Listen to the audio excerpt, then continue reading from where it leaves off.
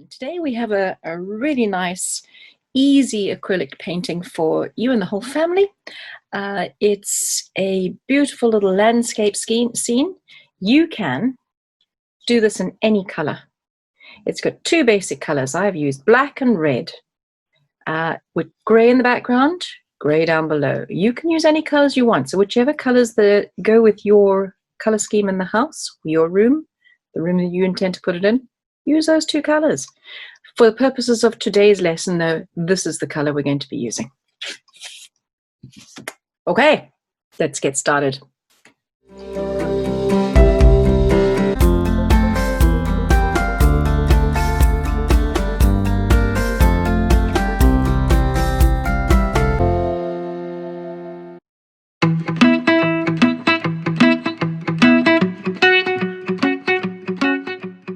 Got those four colors, three colors, two main colors and white to mix, and then whatever other color you want to add in.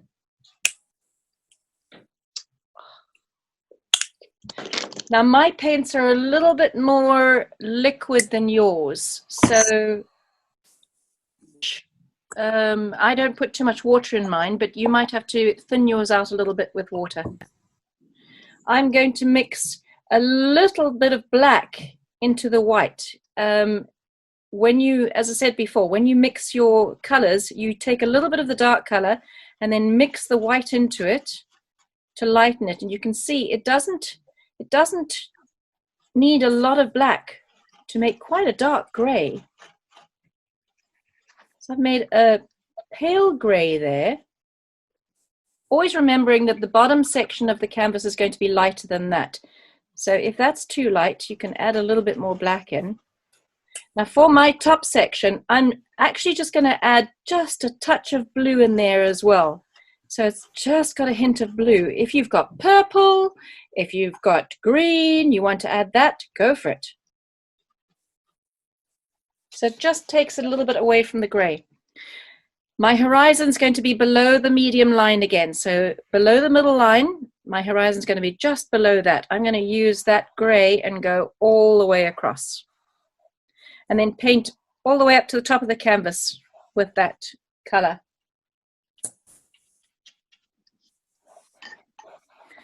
If you have to mix more color as you go, that is fine.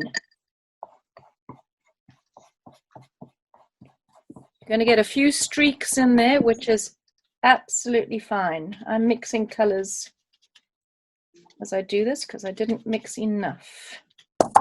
So there's a bit more blue in that one.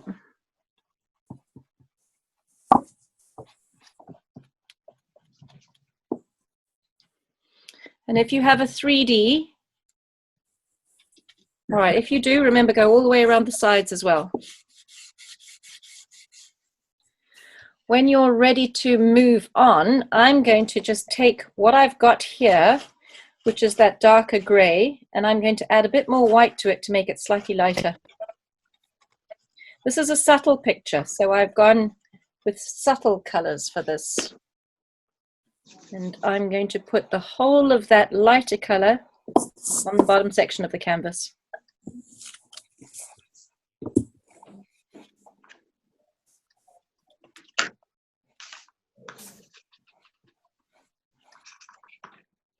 Keeping my horizon again. And for stretch canvas, go around the side as well.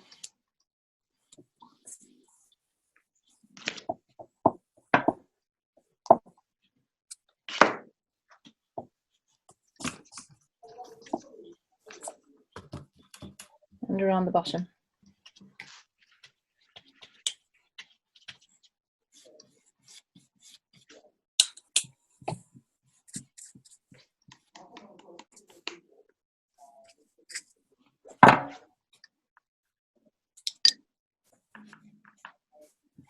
Okay, that's my background done with my biggest brush. The next thing we're going to do is we're going to add the land detail. So I've taken this big round brush. I'm going to load black. So whichever color you guys have chosen, that's the color. The darker color is going to be your land mass. So I'm going to use black. Load that on my brush.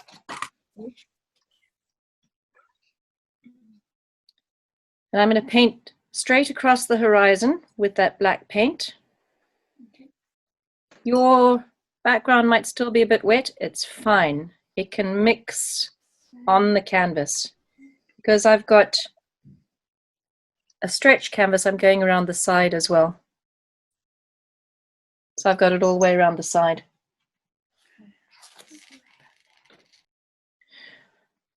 And it really doesn't matter if it mixes and gets some gray there. It's just a landmass in the distance. So this is different contours on that landmass if you take it at that as a distance thing.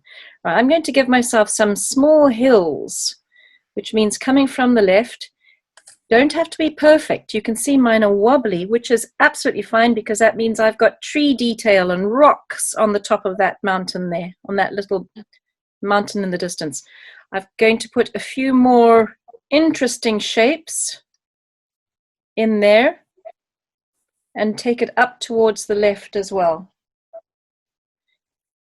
Your land masses, so you make them look like you want. I'm not going to take them too high though, because we want the trees in that section there. And you can see mine's mixed in with the gray, so I've got some different brush strokes there. So it adds in very nicely.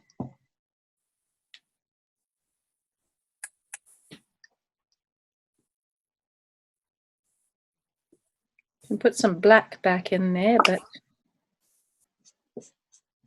and go around the sides of the canvas as well and make sure that you've painted your mountains, your land mass around the side as well. And when you've painted in your land masses, wash your brush off, load it with plain white. And with this white, you can just add some highlight detail onto your mountains. I'm just going to twist a little bit of white into the top and around the edges of those mountains like that.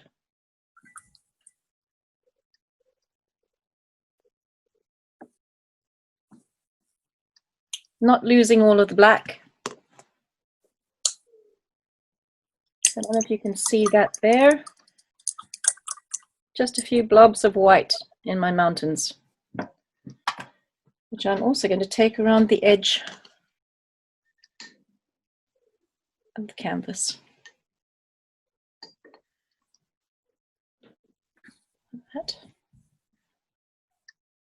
Right, let's get on to some trees. For that, I'm going to use this thinnest brush for the detail. So load up the brush with some black. I'm twirling it across the side so I can get a tip with that. Nice edge, not too much paint on the brush. Just remember, don't put your trunks like a regimented post, fence post. Trunks are thinner, fatter, in front, behind, closer, further apart. So they're all different. So I'm going to put my first one not quite in the center. I'm going to put my first one down there. And it's a wiggly one, which is excellent because trunks are wiggly. I'm going to put a smaller one beside it, there, and maybe another big one there, but slightly taller. So I'm just making them different sizes. And I'm bringing them down through about halfway through the middle of my landscape as well. I've got a very low horizon on this land mass. I'm going to put a smaller one in the background there and then a bigger one there.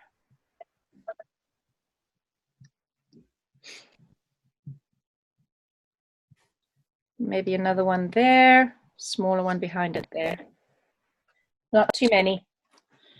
Whatever you do here has to be reflected below, so don't do too much. You can always add in some more later. And in fact, the less is actually more sometimes. Well, I'm going to put some branches on these. My branches will be growing upwards, so I'm going to wiggle a few branches in like that on that tree. And remember, it's thinner at the top and thicker as it goes towards the trunk. Branch is always thinner at the top.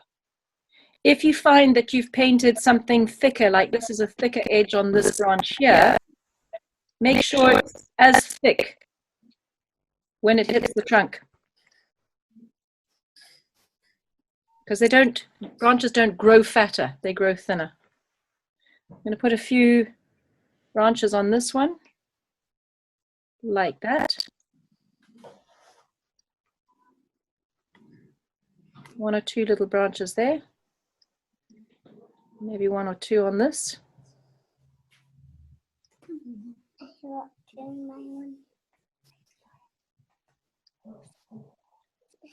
Your trees, just be creative with your branches. Some of them are thinner.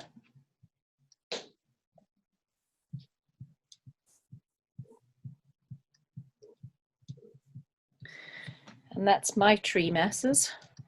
Don't think I'm going to do any more than that. I need to use my darker gray for the water. The reflection of the trees is going to be a darkish gray or a watery color. So watercolors, as long as it's lighter than the trees at the top. And because it's a reflection, I'm going to just wiggle that in there. So that I started with my tallest tree, so that I know all my other trees are going to be slightly shorter than that. So just give yourself a reflection like that in the water.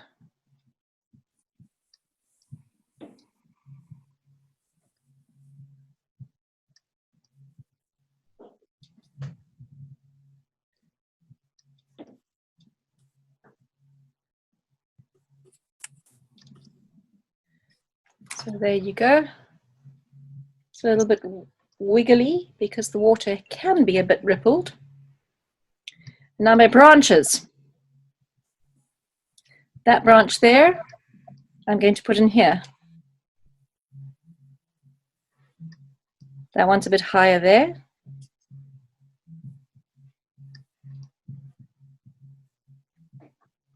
That's got a branch coming off there.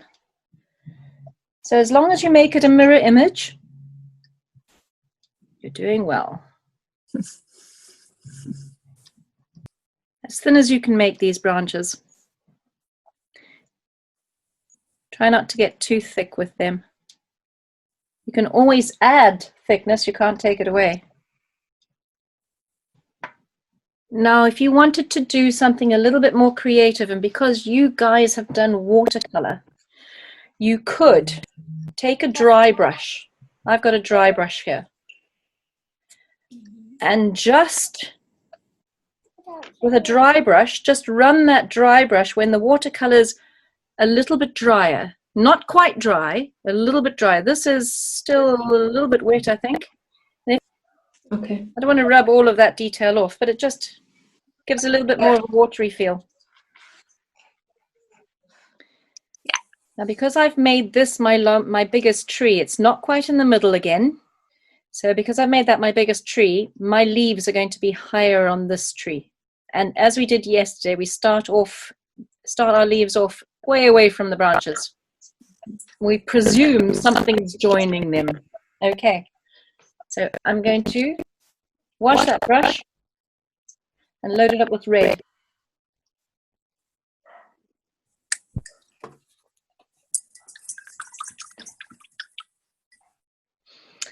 Now for my leaves, I'm going to start from my highest tree. I'm going to start with my leaves like that. I still have to see some, so I'm blobbing some leaves on there.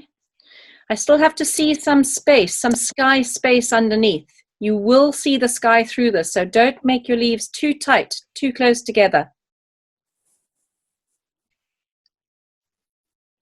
But I'm going to use plain red, and that red, I'm going to grow my leaves. This tree here,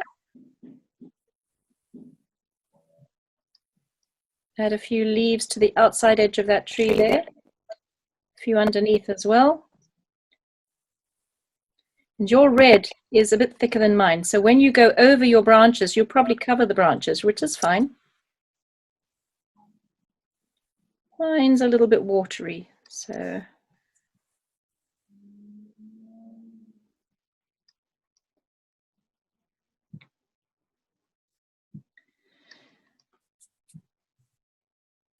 Don't forget, you will see some sky through there. So that tree now. And I've got a different level on my tree line. If you've put your trees further apart, absolutely fine. As long as you have different levels on your trees, because it's got to be interesting for the eye. There we go. I'm going to put some there, and I'm putting some on my little trees in the background, like that. And because they're in the background, they will be behind this trunk here. You can put a few little red dots of fallen leaves at the base of your trees as well. Okay, when you're happy with your tree leaves, we're going to make a pink.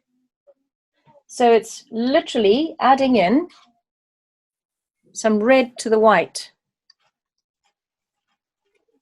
to make a pink.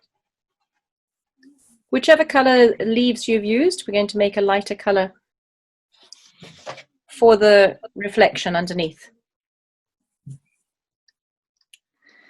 And as we did the tree trunks, that's how we're going to do our tree reflections. So I started this tree up there. I'm going to start putting in my leaves in a paler color, either a pink, or if you've got watercolor, then it's more of a watery red. So I'm going to start putting in some leaves which match the ones above.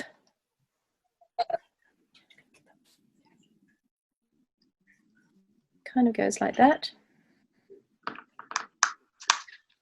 This one starts about there.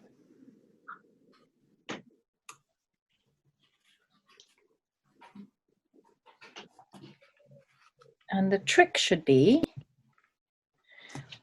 when you turn your image upside down, you should still be able to see your trees.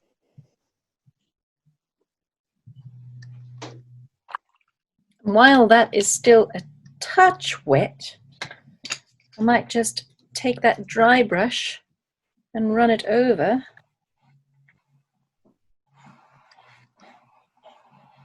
Oh, mine's already dry. Look at that. Well, that doesn't help in the slightest. Well, I don't want to rub too much of those leaves away. So my acrylics dry very, very quickly. There we go, just a few of them. Put a little bit of a ripple in there. But I can also put some ripples in by loading my little brush, wash the little brush off, and load it with white paint. And then put some thin ripple lines in the water here and over my trees. A few little ripple highlights.